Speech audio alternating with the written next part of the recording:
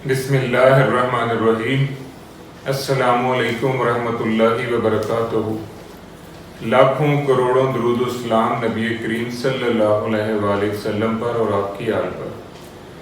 आज बेटा हमारा जो टॉपिक है वो है डिस्क्रीट क्यूमुलेटिव फ्रीक्वेंसी डिस्ट्रीब्यूशन।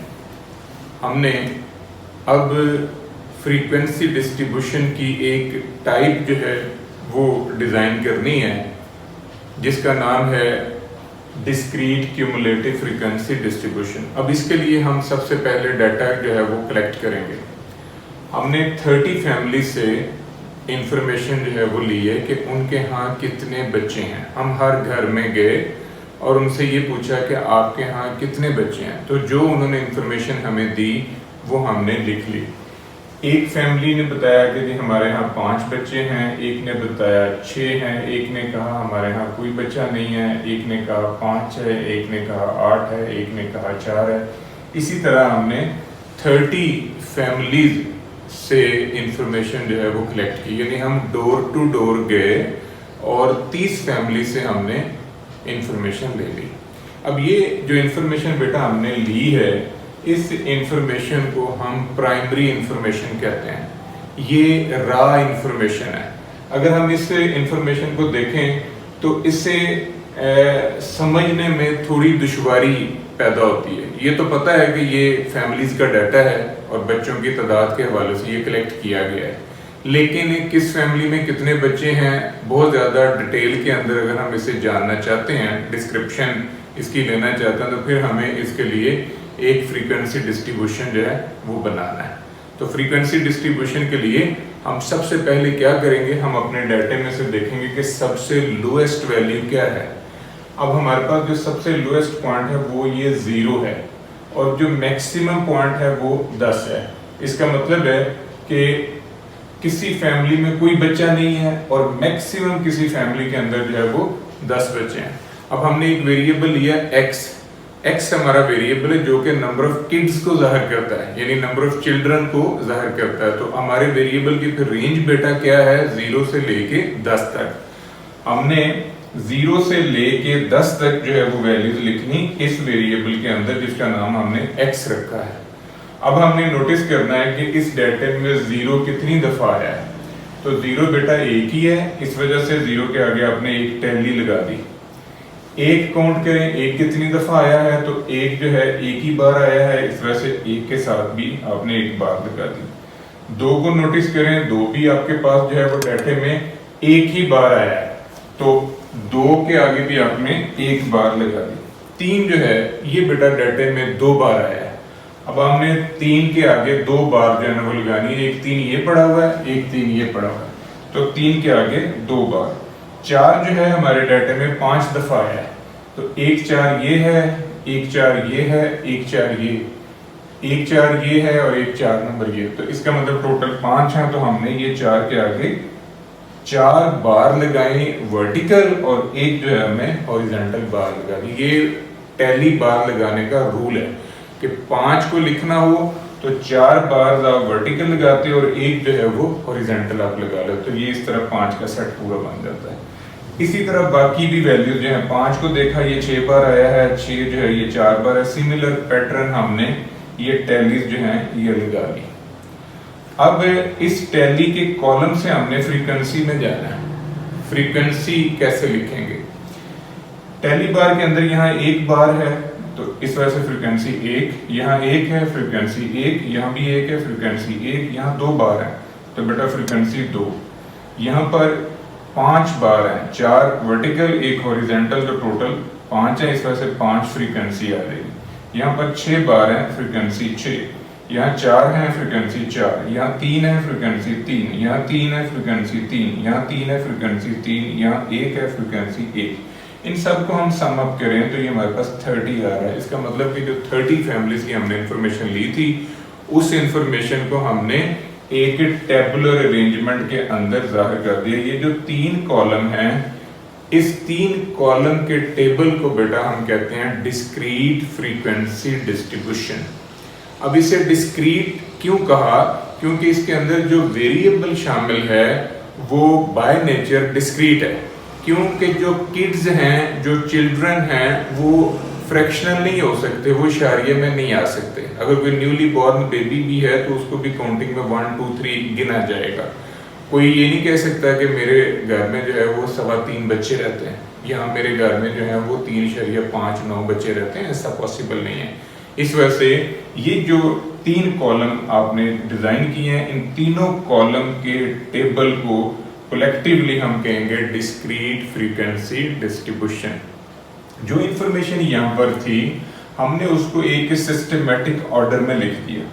अब इस टेबल को समझ के हम पूरी डिस्क्रिप्शन जो है वो ले सकते हैं। देखें, हम ये कह सकते हैं कि 6 ऐसी फैमिलीज हैं जिनके अंदर 5 बच्चे हैं, यानी मैक्सिमम फ्रीक्वेंसी जो है वो 6 है।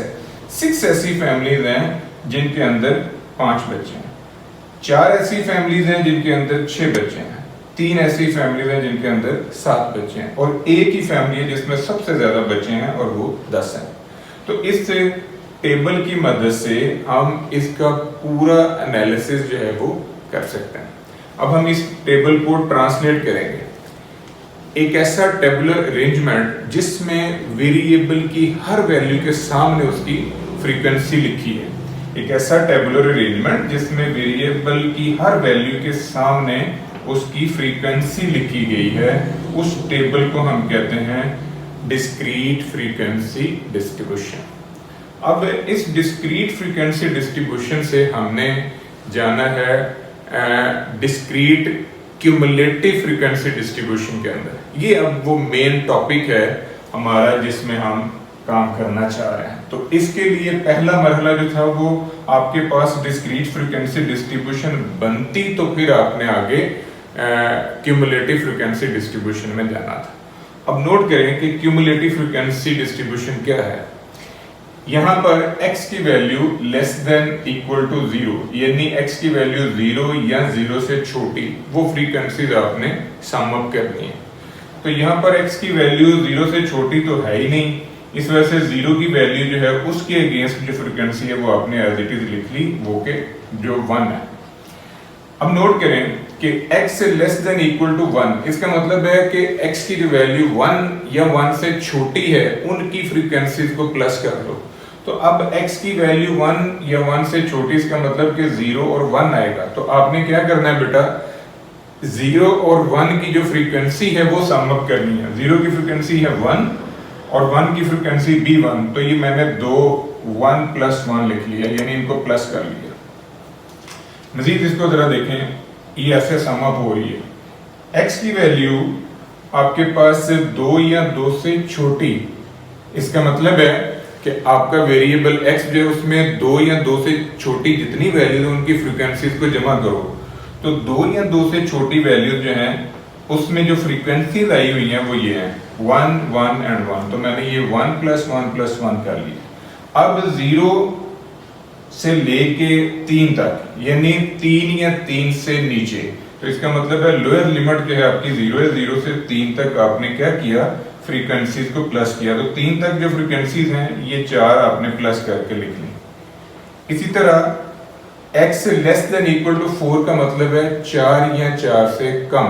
अब 4 या 4 से कम के अंदर जो है ये आ जाएगी 0 1 2 3 और 4 की फ्रीक्वेंसी। तो ये जो चारों फ्रीक्वेंसीज हैं ये वाली, ये सारी की सारी आपने प्लस करके यहाँ पर लिख देंगे। इसी तरह x less than equal to 5 है, तो x की वैल्यू 0 से लेके 5 तक। अब 5 तक की जो फ्रीक्वेंसीज हैं बेटा वो प्लस करनी है। ऐसे ही ये प्रोसेस जो है ये चलता जाएगा और ये सारा टेबल जो है ये सम अप हो जाएगा। देखें, 0 से लेके 6 तक है, 0 से लेके 7 तक है, 0 से लेके 8 है, 0 से लेके 9 है, 0 से लेके 10 तक। तो जो लास्ट वन है इसके अंदर आपने क्या किया, ये सारा टेबल जो है ये सम अप हुआ होगा। नोटिस करें जरा, 1 plus 1 plus 1 plus 2 plus 5 plus 6 plus 4 plus 3 plus 3 plus 3 plus 3 1 equal to 30। ये सारी की सारी जो फ्रीक्वेंसीज हैं ये हमने सम अप कर ली। तो ये हमारे पास आंसर जो है वो 30 है। अब ये देखना हो कि ये जो हमने सम अप किया ये ठीक किया है। तो नोटिस करें बेटा, ये चेक है जो आखिरी आपके पास फ्रीक्वेंसी का सम आया होगा, यानी जो सम अप करते हुए क्यूमुलेशन के अंदर जो आखिरी नंबर है वो आपका ये ग्रैंड टोटल के बराबर होगा। वहां भी 30 है, यहाँ पर भी 30 है, तो ये हमारा चेक है कि हमने ठीक क्यूमुलेशन की है। अब बेटा यहाँ पर एक लफ्ज मैंने इस्तेमाल किया है CF क्यूमुलेट फ्रीक्वेंसी। हमने क्या किया, फ्रीक्वेंसीज को सम अप किया है, इस वजह से इसे CF लिखा जाता है। इसको कैपिटल R से भी जाहिर करते हैं। हम नोट करें जरा, ये छोटा f लिखा हुआ है, ये बड़ा F लिखा हुआ है। जो छोटा f है ये इंडिविजुअल फ्रीक्वेंसी को जाहिर करता है, यानी उस टेबुलर अरेंजमेंट के अंदर हर वैल्यू की जो इंडिविजुअल फ्रीक्वेंसी है उसको जाहिर करता है आपका छोटा f। और जो कैपिटल F है ये क्यूमुलेटिव फ्रीक्वेंसीज को जाहिर करता है, यानी लोअर लिमिट से किसी स्पेसिफिक पॉइंट तक जितनी वेरिएबल की वैल्यूज है उनकी जो फ्रीक्वेंसी है उनको सम अप कर लें तो वो आपका कैपिटल F है। अब यहाँ किसी भी क्वेश्चन के अंदर अगर आपको कैपिटल F नजर आता है तो इसका मतलब है सवाल में आपको CF दिया हुआ है, यानी ये रूल है कि अगर कहीं आपको कैपिटल F नजर आएगा तो वहां पर आपको उसने CF दिया होगा, और अगर छोटा f नजर आ रहा है इसका मतलब वहां पर उसने आपको इंडिविजुअल फ्रीक्वेंसी जो है वो दी है। यह बेटा हमारा आज का टॉपिक। होप सो आपको जो डिस्क्रीट क्यूमुलेटिव फ्रीक्वेंसी डिस्ट्रीब्यूशन है उसकी क्लैरिटी जो है वो होगी। दुआ में याद रखिएगा। इंशाअल्लाह अगली वीडियो के साथ फिर हाजिर होंगे। फी अमान अल्लाह।